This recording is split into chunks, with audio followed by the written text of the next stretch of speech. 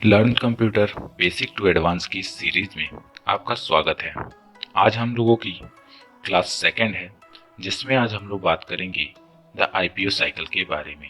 इसकी पिछली कक्षा में हमने बात की थी कि कंप्यूटर क्या है और वो कैसे काम करता है। तो चलिए पहले पीछे वाला जो भी हम एक बार रिवीजन कर लेते हैं, फिर आगे बढ़ते हैं। तो पिछली क्लास में हमने देखा था कि कंप्यूटर क्या है और वो किस तरीके से जो है काम करता है। हमने देखा था कि एक कंप्यूटर जो है इलेक्ट्रॉनिक से चलने वाला मशीन है जो अर्थमेटिकल और लॉजिकल दोनों तरह के कामों को कर सकता है। इसके बाद में हमने देखा था कि इसमें बहुत ही ज्यादा शुद्धता होती है।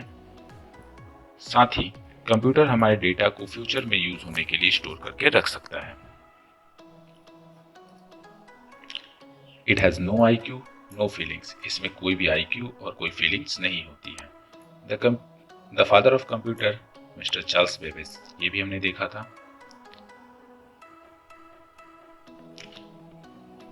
आगे हमने देखा था कैरेक्टरिस्टिक ऑफ कंप्यूटर के बारे में। कैरेक्टरिस्टिक ऑफ कंप्यूटर यानी कंप्यूटर के गुण।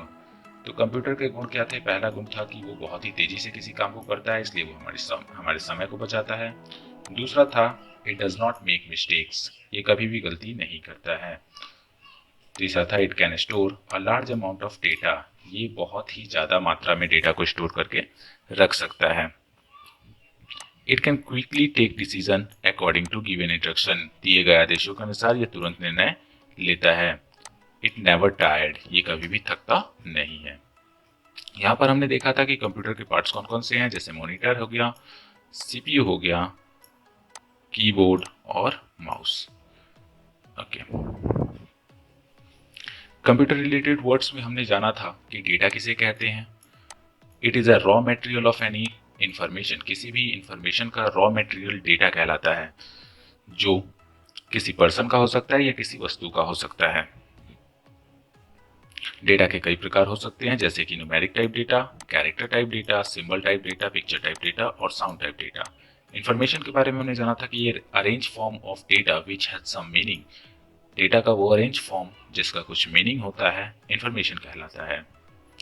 ओके, इसके बाद हमने जाना था कि कंप्यूटर के यूजेस क्या हैं। वो यूजेस ऑफ कंप्यूटर, कंप्यूटर का हम एजुकेशन के क्षेत्र में यूज करते हैं, साथ साथ साइंटिफिक रिसर्च में करते हैं। उसके बाद railway, airlines, banking, medical, defence और कम्युनिकेशन के क्षेत्र में हम लोग कंप्यूटर का इस्तेमाल करते हैं। इसके साथ साथ एंटरटेनमेंट के क्षेत्र में भी हम लोग कंप्यूटर का इस्तेमाल करते हैं। बात करें फंक्शन ऑफ कंप्यूटर की, तो इसमें हमने देखा था कि कंप्यूटर 4 कामों को करता है। पहला डेटा कलेक्शन, दूसरा है डेटा स्टोरेज, तीसरा है डेटा प्रोसेसिंग, चौथा है डेटा आउटपुट। तो इस तरह से हमने कंप्यूटर के बारे में जाना था। लास्ट में हमने देखा था कि कंप्यूटर आईपीओ साइकिल किसको कहा जाता है। तो कंप्यूटर के फंक्शन के बारे में हमने बात की थी कि कंप्यूटर इनपुट पहले लेता है, फिर प्रोसेस करने के बाद वो डेटा को आउटपुट के लिए भेजता है और साथ साथ वो डेटा को मेमोरी में फ्यूचर के लिए सेव भी कर देता है। The computer work on the basis of IPO cycle. IPO means input process output. Computer input process तथा आउटपुट के अनुसार अपने सभी कार्य को करता है। This process is also called working mode of computer. इस प्रक्रिया को हम लोग वर्किंग मोड ऑफ कंप्यूटर भी कहते हैं। तो ये सब चीजें थी जो हमने पिछली क्लास में देखी थी। तो आइए आज की क्लास को स्टार्ट करते हैं और देखते हैं कि आगे हमें क्या पढ़ना है। आज की क्लास में हम लोग जानेंगे आईपीओ साइकिल के बारे में। What is IPO cycle? तो चलिए शुरू करते हैं। The IPO cycle means input process output cycle. Input it means to give data to the computer. Input का मतलब होता है कंप्यूटर को डेटा प्रदान करना। Process it means to prepare result of given data. जो डेटा हम लोग कंप्यूटर को देंगे उसका रिजल्ट तैयार करना ही प्रोसेस कहलाता है। Output it means to display result of given data on the screen, यानी कि जो डेटा हमने दिया था प्रोसेसिंग होने के बाद उसका क्या रिजल्ट बना, उसी रिजल्ट को स्क्रीन पे शो करने की प्रक्रिया को हम लोग आउटपुट कहते हैं। इनपुट, इसका अर्थ कंप्यूटर में डेटा को डालना होता है। प्रोसेस, इसका अर्थ इनपुट किए गए डेटा का परिणाम तैयार करना होता है, यानी रिजल्ट तैयार करना होता है। आउटपुट इसका अर्थ तैयार परिणाम को डिस्प्ले करना होता है। इनपुट प्रोसेस आउटपुट, यहाँ पर आप डायग्राम से इसको समझ सकते हैं कि कंप्यूटर सबसे पहले इनपुट को लेता है, फिर उस इनपुट डेटा को प्रोसेस करता है एंड प्रोसेस करने के बाद फाइनल जो रिजल्ट होता है वो हमें आउटपुट के रूप में प्रदान होता है। ठीक है, चलिए आगे बढ़ते हैं। आगे पढ़ते हैं हम लोग कंप्यूटर डिवाइसेस। कंप्यूटर में काम करने के लिए हमें कुछ डिवाइसों की भी जरूरत होती है, तो वो डिवाइसेस कौन कौन से हैं? चलिए, as we know that the computer work over IPU cycle. जैसा कि हम लोग जानते हैं कंप्यूटर आईपीयू साइकिल के अनुसार काम करता है। इसलिए there are also some devices used in a computer for IPU called computer devices. इसलिए कंप्यूटर में कुछ डिवाइसेस का यूज होता है किस काम के लिए? आईपीयू, इनपुट प्रोसेस और आउटपुट के लिए कुछ डिवाइसेस का यूज होता है जिन्हें हम कंप्यूटर डिवाइसेस के नाम से जानते हैं। पहला है input device, because I for input, P for process and O for output.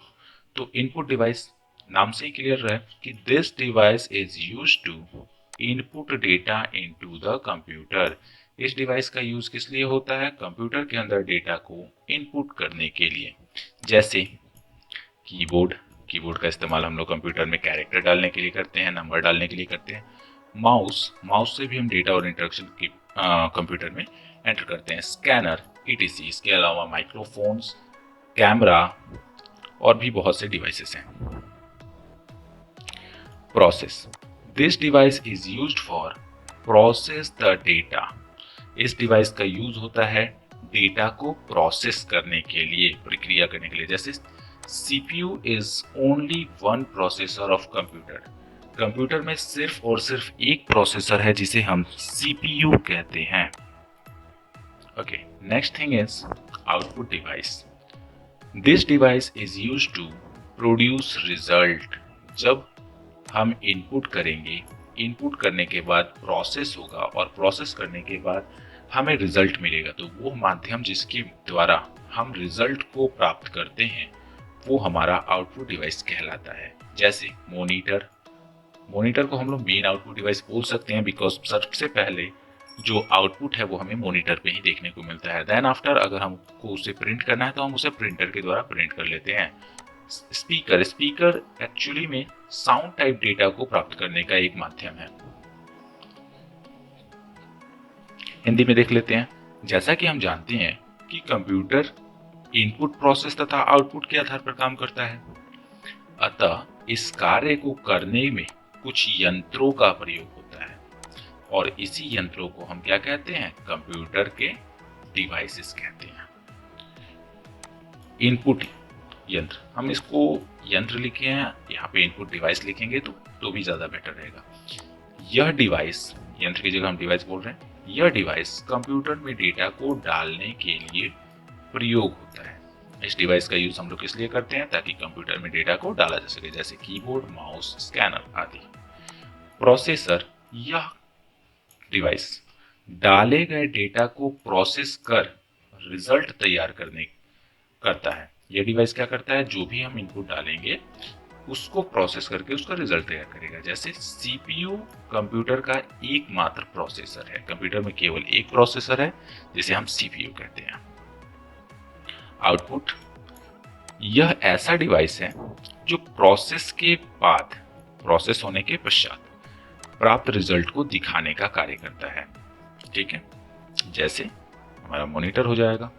तो अब हम बात कर लेते हैं इनपुट डिवाइसेस की। जैसे अभी हमने पीछे पढ़ा कि कंप्यूटर में हम लोग इनपुट डिवाइस, प्रोसेसर और आउटपुट डिवाइसेस को देखते हैं, तो बारी बारी से हम पहले इनपुट डिवाइस पढ़ेंगे, फिर प्रोसेसर पढ़ेंगे एंड फिर आउटपुट डिवाइस पढ़ेंगे। चलिए, तो यहां पर हम इनपुट डिवाइस के बारे में देखेंगे। इनपुट डिवाइसेस क्या है? पीछे भी मैंने मेंशन किया था कि इनपुट डिवाइस क्या है। As we know that the device which is used for input data into the computer known as input device. जैसा कि हम लोग जानते हैं वह डिवाइस जो कंप्यूटर के अंदर डेटा को इनपुट करने के काम आता है इनपुट डिवाइस कहलाता है। जैसे कीबोर्ड हो गया, माउस हो गया, scanner, microphone etcetera. Input device जैसा कि हम जानते हैं कि वह यंत्र जो कंप्यूटर के अंदर डेटा को डालने के काम में आता है इनपुट डिवाइस कहलाता है, जैसे कीबोर्ड, माउस, स्कैनर, माइक्रोफोन आदि। तो अभी हम लोग जानेंगे कीबोर्ड के बारे में। जैसे हमने जितने भी अभी तक आपको इनपुट डिवाइस के नाम बताएं, चाहे वो कीबोर्ड हो, चाहे वो माउस हो, चाहे वो स्कैनर, इसको बारी बारी से हम लोग समझने की कोशिश करते हैं। तो यहाँ पे कीबोर्ड में हम लोग सबसे पहले कीबोर्ड का पिक्चर को देख लेते हैं।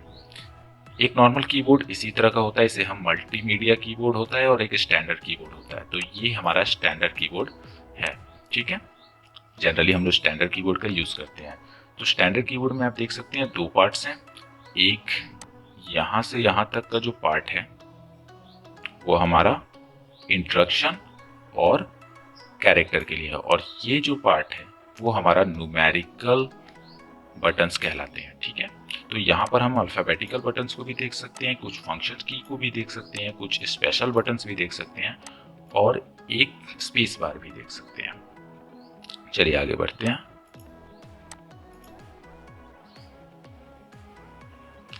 सबसे पहले हम यहाँ पर देख पा रहे हैं कि F1 से लेकर F12 तक, F1 से लेकर F12 तक हमें सबसे ऊपर कीबोर्ड में बटन देखने को मिलते हैं। इन बटन्स को हम फंक्शन की के नाम से जानते हैं।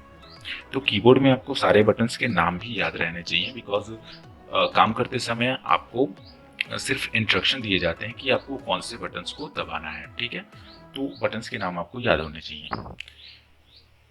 आगे बढ़ते हैं। तो यहाँ पर जो आप देख पा रहे हैं tab, caps lock, shift, control, ये सारे टोगल की कहलाते हैं। ये सभी टोगल कीज कहलाते हैं। व्हाट इज टोगल की, ये हम आगे डिस्कस करेंगे। चलिए अब यहाँ पर देख पा रहे हैं कि ए से लेकर जो जेड तक जितने भी बटन हैं इनको हम अल्फाबेटिक कीज के नाम से जानते हैं, ठीक है। यहाँ पर आप देख पा रहे हैं कि यहाँ पे print screen, scroll lock, page down, insert, home, page up, page down, इन सबको कुछ हम स्पेशल बटन्स के नाम से जानते हैं, जिनका स्पेशल काम होता है, कुछ खास प्रकार के कामों में इनका यूज किया जाता है। आगे हम देख पा रहे हैं कि यहाँ 0 से लेके 9 तक और कुछ सिंबल्स, मैथमेटिकल सिंबल्स दिए गए हैं, अतः इन्हें हम न्यूमेरिक नंबर कीज या न्यूमेरिक कीपैड भी कहते हैं।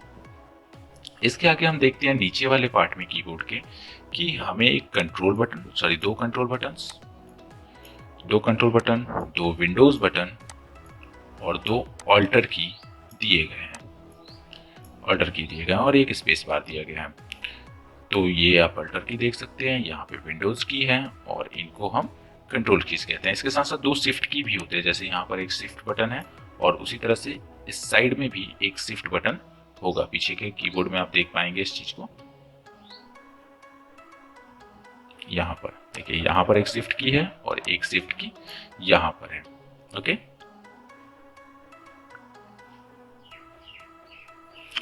तो इसके बाद में हम देख लेते हैं कि यहाँ पर कौन कौन से कीबोर्ड में बटन्स थे और किनको क्या कहा जाता है, ठीक है। तो चलिए अब थोड़ा सा कीबोर्ड के बारे में जान लेते हैं कि एक्चुअली कीबोर्ड है क्या। ये एक इंटर की है, एक इंटर की यहाँ भी होता है और एक इंटर की नंबर वाले में भी होता है, तो दोनों इंटर की का काम सेम होता है। हाँ, ये जो छूट ही रहा था, 4 एरो की भी होते हैं, left, right, up and down के लिए। तो कीबोर्ड के बारे में हम लोग थोड़ा सा डिस्कस कर लेते हैं कि कीबोर्ड एक्चुअली है क्या। अ कीबोर्ड हैज टोटल 102 और 104 बटन्स अवेलेबल। एक कीबोर्ड में लगभग 102 या 104 बटन्स होते हैं। It is an input device, यह एक इनपुट डिवाइस है which is use to input character, symbol, number and some instructions. ये एक इनपुट डिवाइस है जिसका इस्तेमाल कैरेक्टर को डालने के लिए, सिंबल को डालने के लिए, नंबर्स को डालने के लिए और कुछ इंस्ट्रक्शंस, कुछ आदेशों को डालने के लिए किया जाता है। इट हैज 26 अल्फाबेट्स की, ये सब आपको याद रखना होगा। 26 अल्फाबेट्स की, 12 फंक्शंस की के काम सबके अलग अलग होते हैं। 10 न्यूमेरिक कीज, 10 नंबर के बटन्स होते हैं।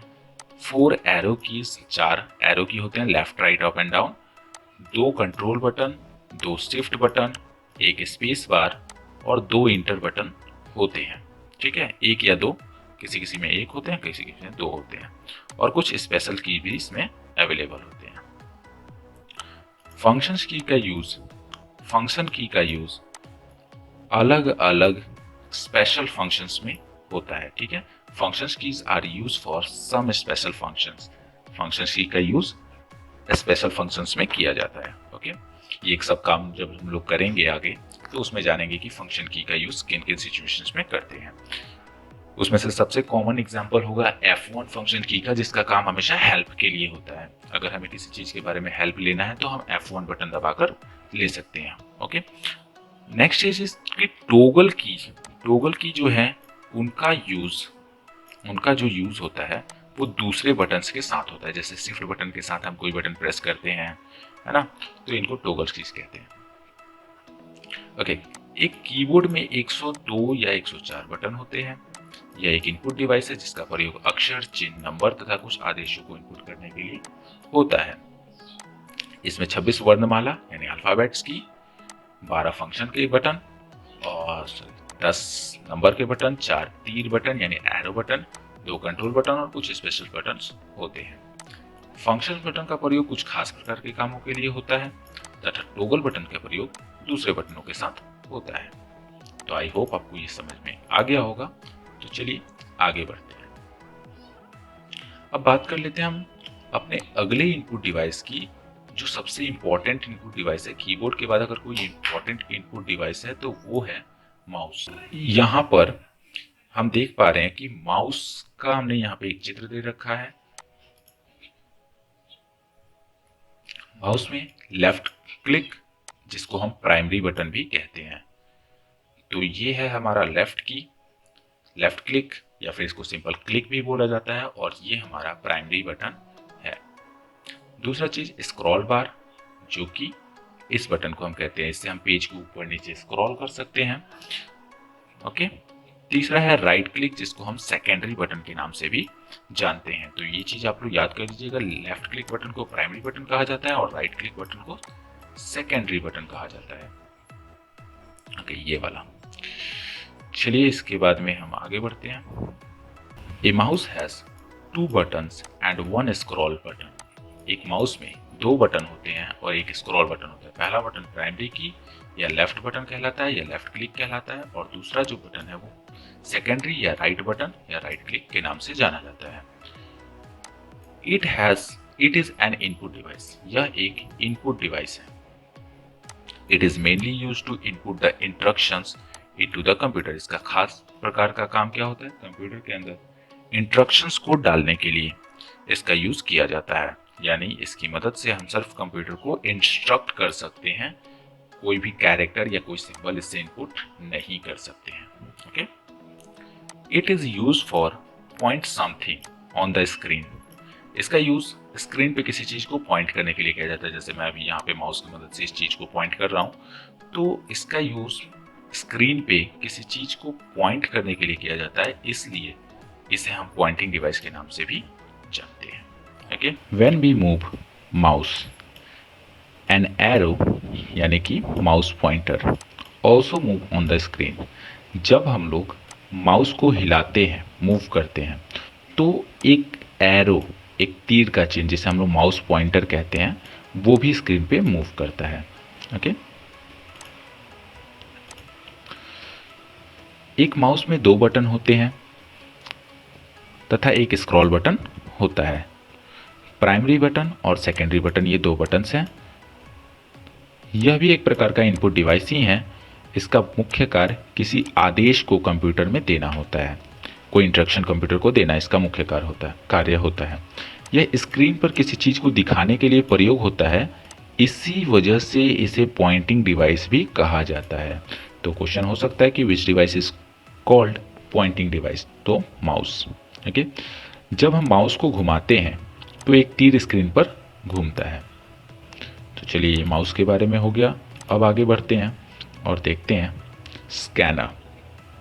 ये हमारा तीसरा इनपुट डिवाइस है, scanner.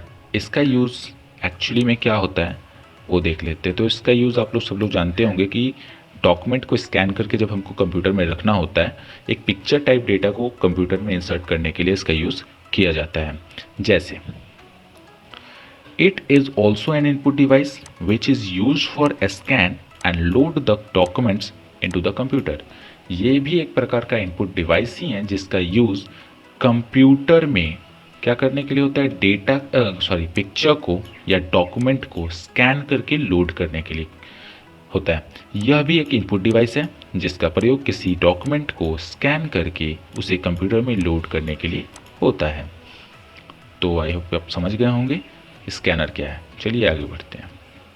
Next is microphone. Microphone क्या है? Microphone it is an input device which is use to record and input sound. यह भी एक इनपुट डिवाइस है जिसका प्रयोग हम आवाज को रिकॉर्ड करने के लिए करते हैं और कंप्यूटर में स्टोर करने के लिए करते हैं। अगर हमें कंप्यूटर में अपनी आवाज को स्टोर करना है तो हमें माइक्रोफोन की जरूरत पड़ेगी। ओके, तो इसको क्लियर करते हैं, आगे बढ़ते हैं। अब इसके बाद में कुछ और भी इनपुट डिवाइसेस हैं जिनका यूज हम अलग अलग जगहों पर अलग अलग कामों में करते हैं। जैसे there are also some other devices use for input different types of data into the computer. कुछ इसके अलावा कुछ अन्य इनपुट डिवाइसेस भी हैं जिनकी मदद से हम कंप्यूटर में अलग अलग प्रकार के डेटा को डाल सकते हैं।